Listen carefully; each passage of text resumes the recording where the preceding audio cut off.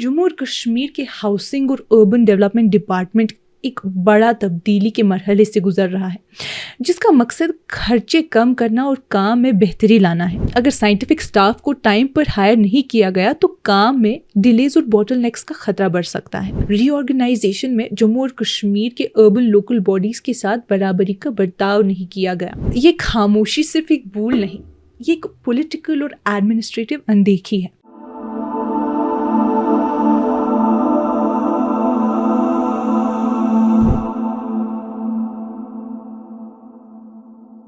ये कश्मीर रिपोर्ट है। आप सबका खुशामदीद। मैं हूं आपकी मेज़बान उमायमा ऋषि। हालात हाज़िरा पर मबनी इस तफसीरी रिपोर्ट के तसलसल में आज बात होगी कश्मीर के शहरी निज़ाम की बेहतरी यानी अर्बन ओवरहॉल के हवाले से।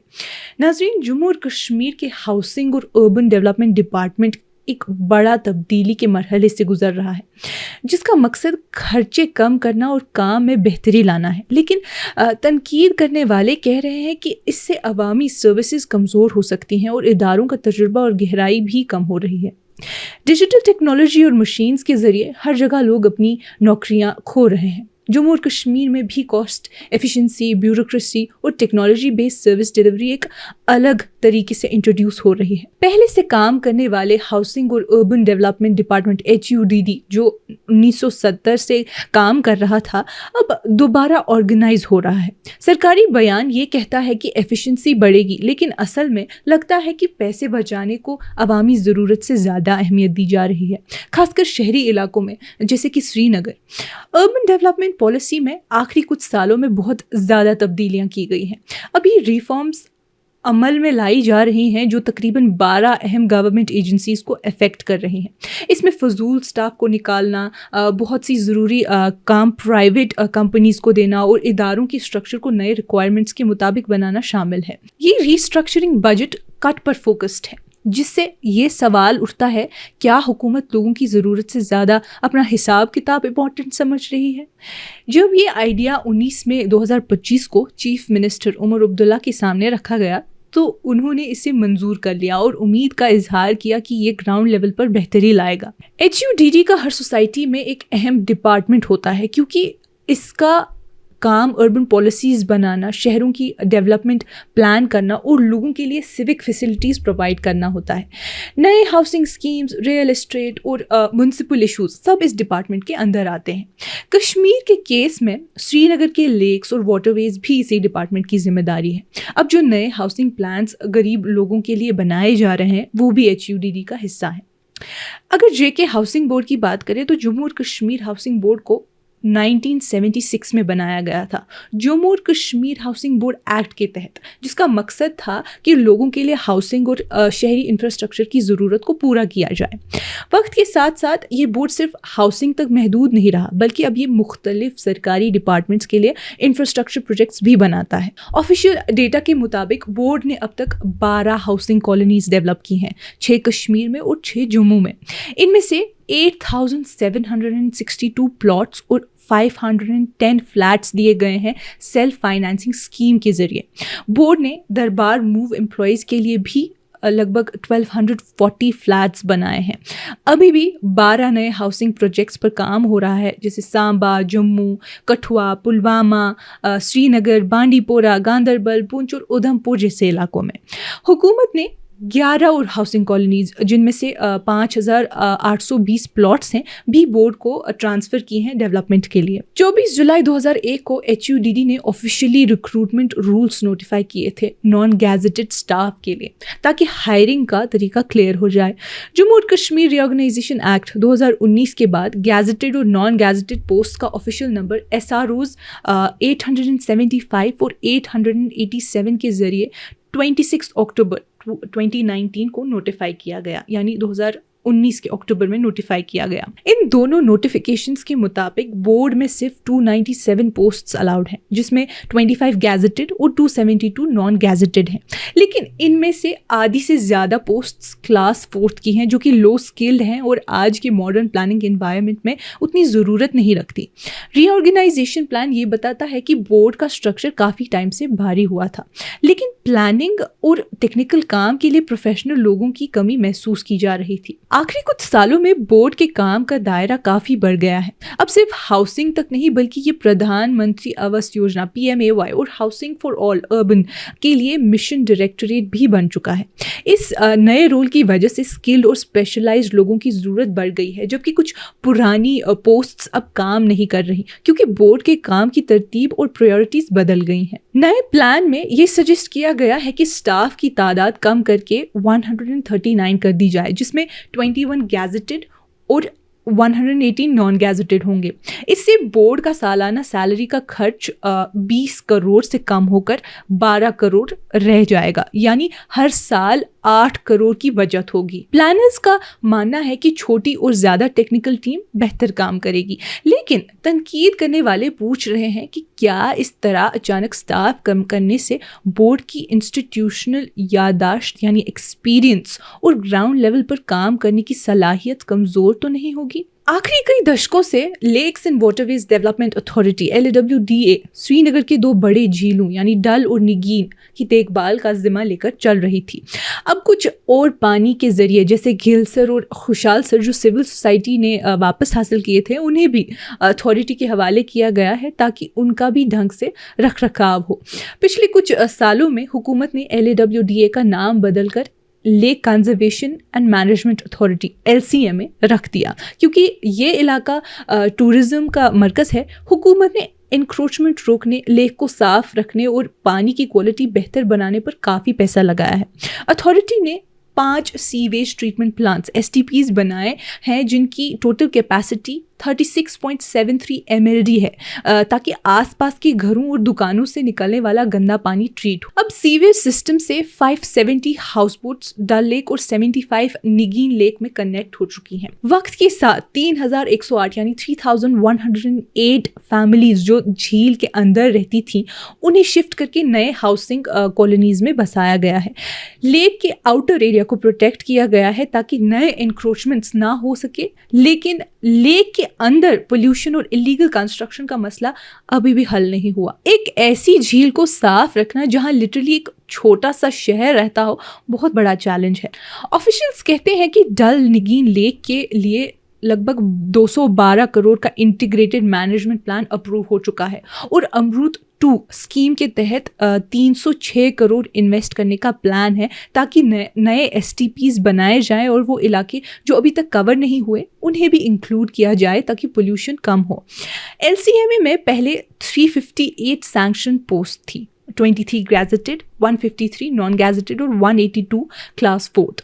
रीऑर्गेनाइजेशन प्लान के मुताबिक अब कुछ पोस्ट्स का काम बदलकर उन्हें ज़्यादा साइंटिफिक बना दिया गया है, जैसे रिसर्च ऑफिसर्स को साइंटिस्ट कहना। प्लान के मुताबिक 57 पोस्ट्स वापस एक्टिवेट की जा रही हैं, 22 नए पोस्ट्स बनाए जा रहे हैं और 81 ख़त्म की जा रही हैं और 93 कम की जा रही हैं, जिससे टोटल सैंक्शन पोस्ट सिर्फ 206 रह जाएंगी। ये कहा गया है कि इससे सैलरी का खर्च 10 करोड़ से कम होकर 7 करोड़ हो जाएगा, यानी 3.12 करोड़ की बचत होगी।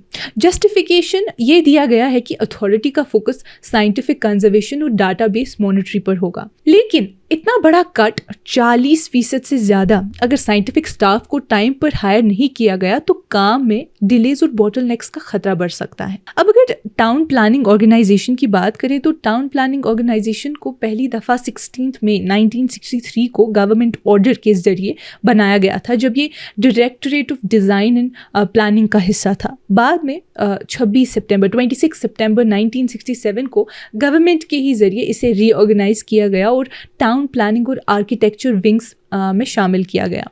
फिर 12 अप्रैल 1971 को गवर्नमेंट के जरिए टाउन प्लानिंग और आर्किटेक्चर को अलग अलग डिपार्टमेंट्स बना दिया गया ताकि शहरी प्लानिंग और डेवलपमेंट पर ज़्यादा फोकस हो।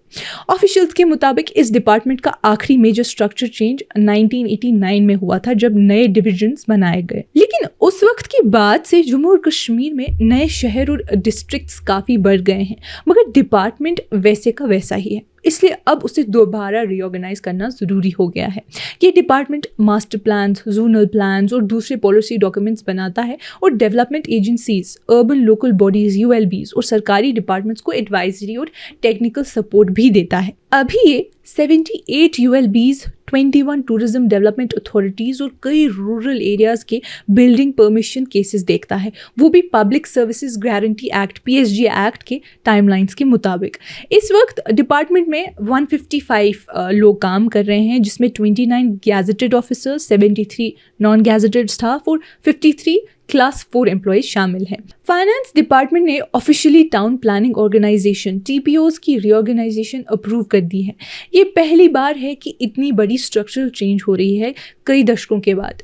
इस नए प्लान के मुताबिक हेड ड्राफ्ट्समैन और ट्रेसर प्रिंटर जैसे पोस्ट का काम बदलकर GIS एनालिस्ट, GI एनालिस्ट 1, 2, 3 रखा जा रहा है, ताकि नए ज़माने के जियोस्पेशियल और प्लानिंग टूल्स के मुताबिक काम हो सके। इस रीस्ट्रक्चरिंग में 46 नए पोस्ट्स क्रिएट किए जा रहे हैं, 17 पुराने रिवाइव होंगे, 55 पोस्ट्स ख़त्म की जा रही हैं और 9 पोस्ट्स कम की जा रही हैं। चीफ टाउन प्लानर्स के हेड ऑफिसेज जम्मू और कश्मीर में अब टोटल 66 लोग होंगे, जम्मू में 32 और कश्मीर में 34। हर रीजनल ऑफिस में 40 यानी 40 स्टाफ मेंबर्स होंगे और पूरे डिपार्टमेंट की टोटल स्ट्रेंथ 146 हो जाएगी। ये सब होने के बावजूद एनुअल खर्चे में थोड़ी सी कमी आएगी। पहले 11.90 करोड़ लगता था, अब 11.45 करोड़ का खर्चा होगा। अब बात आती है आर्किटेक्ट्स ऑर्गेनाइजेशन की। तो जम्मू और कश्मीर की आर्किटेक्ट्स ऑर्गेनाइजेशन को 1971 में बनाया गया था। इसका असल मकसद सरकारी डिपार्टमेंट्स को आर्किटेक्चरल कंसल्टेंसी देना था, ताकि पब्लिक इंफ्रास्ट्रक्चर के डिज़ाइन और कंस्ट्रक्शन में मदद मिल सके।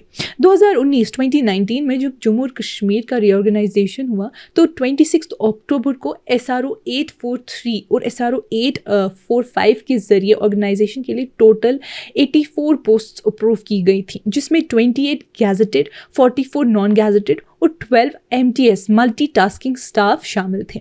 मगर अभी सिर्फ 34 लोग ही काम कर रहे हैं, जो कि एक इम्पॉर्टेंट टेक्निकल विंग के लिए काफ़ी कम है। इसके बावजूद पिछले 3 सालों में ऑर्गेनाइजेशन ने काफ़ी अच्छा काम किया है। नए बिल्डिंग्स का डिज़ाइन, रेनोवेशन और इम्पॉर्टेंट प्रोजेक्ट्स के इंफ्रास्ट्रक्चर डिज़ाइन में हिस्सा लिया है। इन प्रोजेक्ट्स का टोटल बिल्डअप एरिया लगभग 47.13 लाख स्क्वायर फीट है, जिसका टोटल कॉस्ट 1947 करोड़ से ज़्यादा बन रहा है।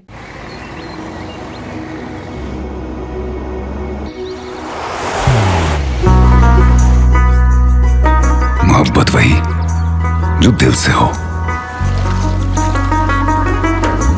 इबादत वही जो दिल से हो, दुआ वही जो दिल से निकल आए, बात वही जो दिल से कही जाए, दोस्त वही पक्का जो दिल से साथ निभाए, रिश्ता वही बेजोड़ जो दिल से जोड़ा जाए। दिल से ही तो होते हैं इरादे चट्टान से, दिल से ही तो बनते हैं घर खाली मकान से। दिल से बनी हर चीज पुश्तों तक चलती है, इसलिए खैबर सीमेंट का जर्रा जर्रा दिल से बना है, ताकि आप जो कुछ भी बनाएं दिल से बनाएं। खैबर सीमेंट, दिल से बनाओ। अगर कंसल्टेंसी फ़ी हर प्रोजेक्ट का 1% भी माना जाए तो तकरीबन 19 करोड़ से ज़्यादा गवर्नमेंट ने बचा लिए हैं, क्योंकि ये काम ऑर्गेनाइजेशन ने खुद किया, किसी प्राइवेट फर्म से नहीं करवाया। अब नए रीऑर्गेनाइजेशन प्लान के तहत स्टाफ स्ट्रेंथ को 84 से कम करके 76 किया जा रहा है। नए डिस्ट्रीब्यूशन के मुताबिक 26 गैजेटेड, 41 नॉन गैजेटेड और 9 MTS होंगे। इससे सरकार का एनुअल खर्चा 7 करोड़ से कम होकर 6.46 करोड़ हो जाएगा। लेकिन ये थोड़ी सी बचत करते वक्त जो अपॉर्चुनिटी थी इंटरनल एक्सपर्टीज को बढ़ाने की, वो भी चली गई है। अब अगर SMC की बात करें तो रीऑर्गेनाइजेशन का सबसे ज़्यादा चर्चित यानी कंट्रोवर्शियल हिस्सा श्रीनगर म्युनिसिपल कॉरपोरेशन है। SMC श्रीनगर के 246 स्क्वायर किलोमीटर शहरी इलाके का जिम्मा उठाता है, जिसमें 74 म्युनिसिपल कॉन्स्टिट्यूएंसीज और 35 एडमिनिस्ट्रेटिव वार्ड शामिल है। इनमें रोड्स, पार्क्स, PHCs यानी प्राइमरी हेल्थ सेंटर्स और वाटर सप्लाई डिविजन्स भी आते हैं, जो 74th कॉन्स्टिट्यूशनल अमेंडमेंट के बाद SMC को दिए गए थे। शहर की आबादी 17,25,000 है, फ्लोटिंग पॉपुलेशन के बगैर, जो कि 2,20,564 हाउस होल्ड में रहते हैं 2025 के डेटा के मुताबिक। 1886 में बनी SMC अब श्रीनगर का प्रिंसिपल अर्बन बॉडी है, जो सिविक और इंफ्रास्ट्रक्चर का जिम्मा उठाता है।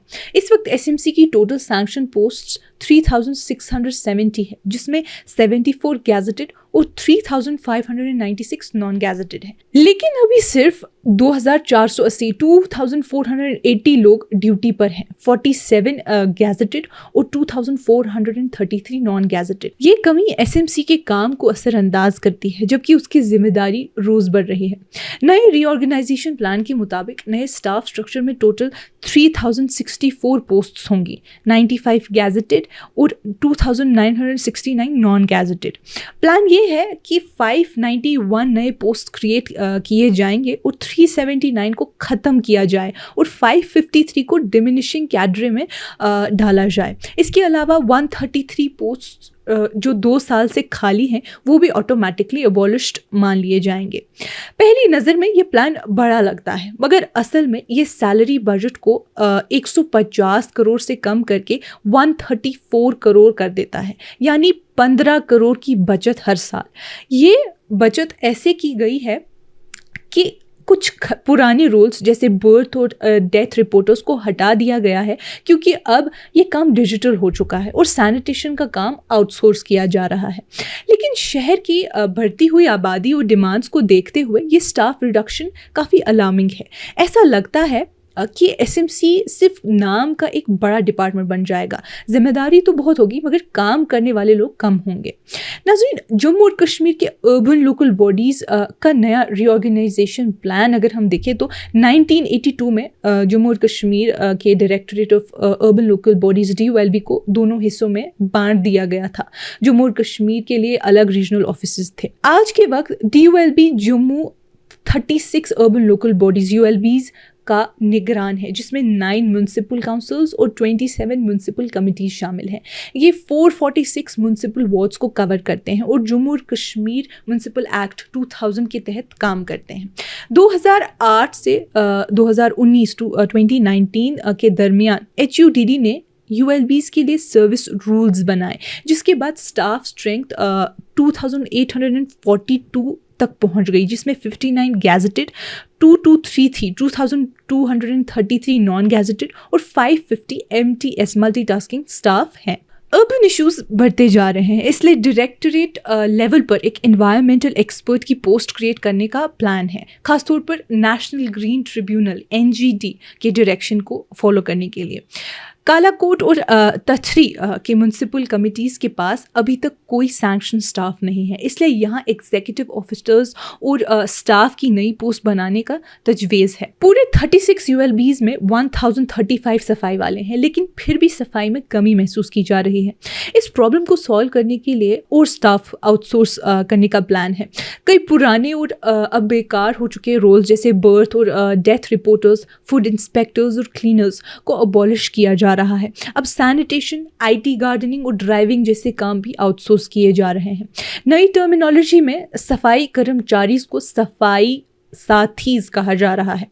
आउटसोर्स लोग मिनिमम वेजेस एक्ट के मुताबिक पेड होंगे। नाज़रीन, अगर हम नई फाइनेंशियल पिक्चर देखें तो 2842 में से 124 पोस्ट्स जम्मू म्युनिसिपल कॉरपोरेशन को ट्रांसफ़र होंगी, यानी 7.24 सैलरी का बर्डन।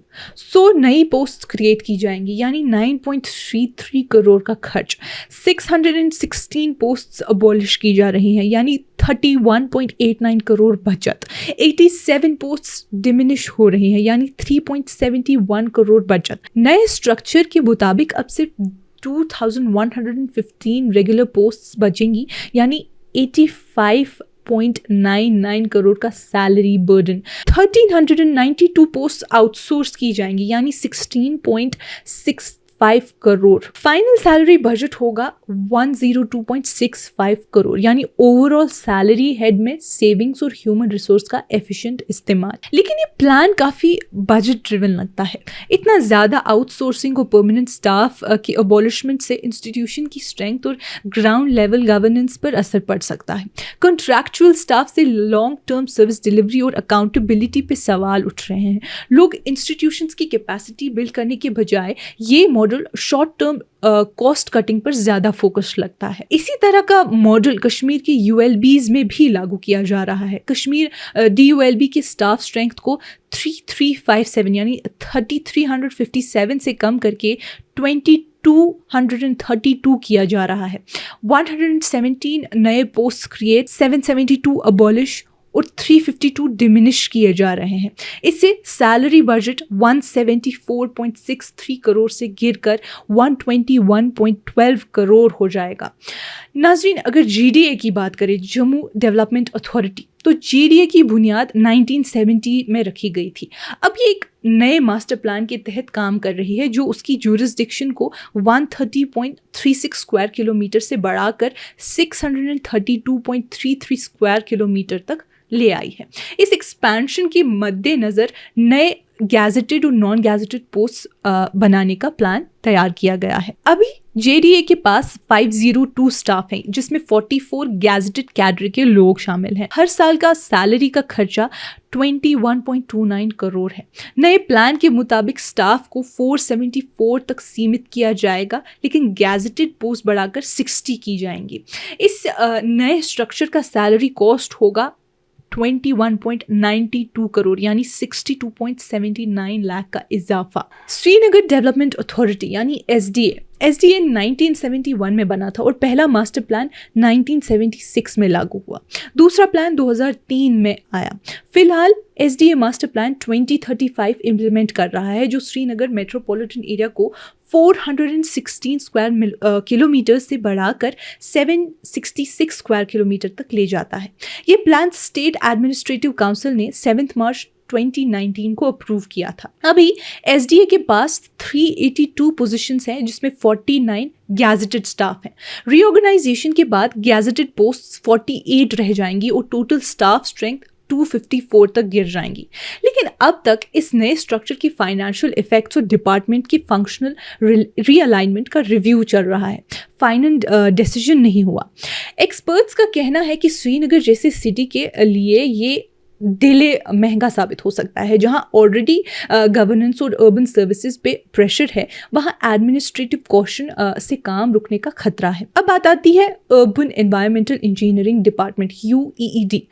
सफाई, ड्रेनेज और पानी की सप्लाई की जिम्मेदार urban environmental engineering department UEED को भी दोबारा रिशेप किया जा रहा है। इस रीऑर्गेनाइजेशन में गैजेटेड और नॉन गैजेटेड दोनों लेवल्स के लिए नए रूल्स तय किए जाएंगे, ताकि टेक्निकल परफॉर्मेंस बेहतर हो और नए सैनिटेशन गोल्स अचीव किए जा सकें। डिपार्टमेंट्स के स्टाफ की तादाद 201 से बढ़ाकर 384 की जाएंगी, जिसमें गैजेटेड पोस्ट्स 19 से बढ़ाकर 160 हो जाएंगी। सैलरी का टोटल खर्चा 11.26 करोड़ से बढ़कर 34.92 करोड़ हो जाएगा, यानी 23.66 करोड़ का इजाफा। लेकिन यहाँ भी जैसे और डिपार्टमेंट्स में देखा गया, हायरिंग या कैपेसिटी बिल्डिंग का कोई बोल्ड प्लान नज़र नहीं आता। ये डाउट पैदा करता है कि टेक्निकल कमियां सिर्फ नए नाम से दिखाई जाएंगी या वाकई दूर की जाएंगी। जम्मू और कश्मीर में ये तमाम रिफॉर्म्स मिलाकर सरकार को एक हर साल 81.19 करोड़ की बचत देंगे और लगभग 2,992 स्टाफ पोस्ट्स खत्म की जाएंगी। इनमें redundant positions, extra administrative posts और मैनुअल काम की जगह डिजिटल पोर्टल्स का इस्तेमाल शामिल है, जैसे कि बर्थ सर्टिफिकेट्स और टैक्स कलेक्शन के लिए अब पोर्टल्स का इस्तेमाल हो रहा है। लेकिन फाइनेंशियल बेनिफिट्स के बावजूद सर्विस क्वालिटी का इम्पैक्ट अनइवन है। इसमें एक डिस्पैरिटी डिलेमा आ जाता है। जम्मू और कश्मीर का जो फ़र्क देखा जा रहा है, सबसे ज़्यादा चिंता की बात है कि रीऑर्गेनाइजेशन में जम्मू जम्मू और कश्मीर के अर्बन लोकल बॉडीज के साथ बराबरी का बर्ताव नहीं किया गया। जम्मू के लोकल बॉडीज को एनवायरमेंट एक्सपर्ट्स जैसे नए रोल्स मिल रहे हैं और उनकी एडमिनिस्ट्रेटिव स्ट्रक्चर स्टेबल हो रही हैं। वहीं श्रीनगर में डिपार्टमेंट्स स्ट्रीमलाइन हो रहे हैं, लेकिन कोर सर्विस एरियाज जैसे सैनिटेशन, हेल्थ और इन्फोर्समेंट में स्टाफ की कमी बरकरार है। श्रीनगर एक बिजी शहर है जहां किसी भी वक्त लगभग 1 मिलियन लोग होते हैं। फ्लोटिंग पॉपुलेशन के साथ टूरिज्म के पीक के दौरान ये नंबर और भी ज़्यादा होता है। ऐसे में मैन पावर कम करना समझ से बाहर है। अर्बन प्लानर्स का कहना है कि ये पॉलिटिकल कैलिब्रेशन है। जम्मू में गवर्नेंस को स्टेबल करने की कोशिश हो रही है, जबकि श्रीनगर को बढ़ते डिमांड्स के साथ अकेला छोड़ा जा रहा है। नाज़रीन, अब ये रिफॉर्म्स है या रुकावट, क्या कह सकते हैं। रीऑर्गेनाइजेशन से हिरार्की तो सिंप्लीफाई हो जाएगी, डुप्लीकेशन खत्म हो जाएगा और फिस्कल डिसिप्लिन दिखेगा। लेकिन अगर फोकस सिर्फ कॉस्ट कटिंग पर रहा तो असली मकसद अर्बन सर्विस डिलीवरी को नुकसान हो सकता है। श्रीनगर को इस वक्त ज़्यादा स्टाफ चाहिए, आउटसोर्स किए हुए लोग नहीं। इंस्टीट्यूशंस को मजबूती की ज़रूरत है, ना कि टेम्प्रेरी प्लेस होल्डर्स की। अगर सरकार वाकई नए अर्बन दौर में दाखिल होना चाहती है तो उसे इंसानी रिसोर्सेज में भी इन्वेस्टमेंट करना होगा। स्मार्टफोन्स और एप्स अकाउंटिंग तो अच्छे हैं, लेकिन श्रीनगर की सड़कों को झाड़ू चाहिए। चीफ मिनिस्टर ने रिव्यू मीटिंग में ऑपरेशनल एफिशिएंसी और इंस्टीट्यूशनल कैपेसिटी की बात तो की, लेकिन श्रीनगर के सर्विस डिलीवरी क्राइसिस का कोई सीधा जिक्र नहीं किया। एसएमसी का स्टाफ शॉर्टफॉल का सोल्यूशन सिर्फ सैनिटेशन आउटसोर्सिंग तक महदूद रहा। क्रिटिकल फंक्शंस के लिए डायरेक्ट रिक्रूटमेंट का कोई प्लान नहीं बताया गया। नाज़रीन, ये खामोशी सिर्फ एक भूल नहीं, ये एक पॉलिटिकल और एडमिनिस्ट्रेटिव अनदेखी है। आज की इस कश्मीर रिपोर्ट में इतना ही। बाकी मालूमात के लिए बने रहिए कश्मीर लाइव के साथ।